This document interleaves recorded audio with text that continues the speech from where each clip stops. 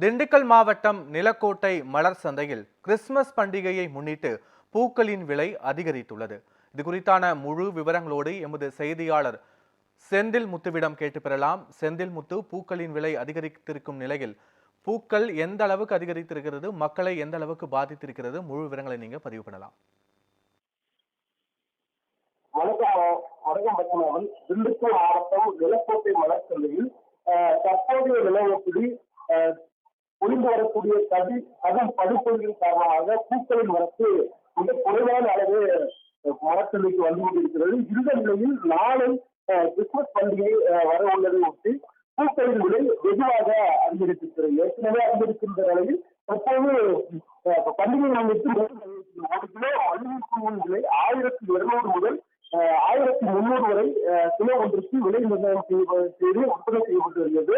அதே சமயத்தில் முல்லைப்பூ 700 முதல் 900 வரையும், சித்திப்பூ 800 முதல் 900 வரையும், காக்கரட்டான் பூ 800 ரூபாய்க்கும், செவ்வந்திப்பூ 180 முதல் 200 ரூபாய்க்கும், பட்டன் ரோஸ் என்று அழைக்கப்படுகின்ற ரோஜா பூ 180 ரூபாய்க்கும், கோழிக்கொண்டை 100 ரூபாய்க்கும், அரளிப்பூ அதாவது வெள்ளை மற்றும் சிவப்பு அரளிப்பூ 75 ரூபாய்க்கும், செண்டுமல்லி 100 ரூபாய்க்கும், சம்மந்திப்பூ 120, நாட்டு சாமந்தி 300, பட்ரோஸ் என்று அழைக்கப்படுகின்ற ரோஜா பூ 200, பன்னீர் ரோஜா 200.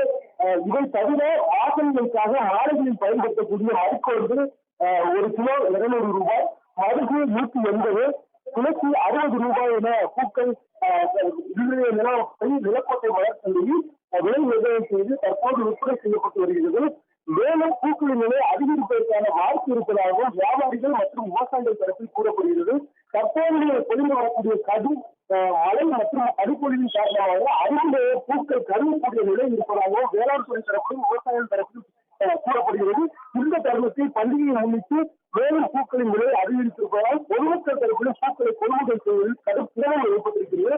ஒருபுறம் விவசாயிகளுக்கு விலையேற்றம் என்பது மகிழ்ச்சி கொடுத்தாலும் பூக்கள் இல்லாததால் இந்த விலையேற்றத்தால் ஒரு பயணம் இல்லை என்றும் கூறப்படுகிறது. முழுமையான விவரங்களுக்கு நன்றி செந்தில் முத்து.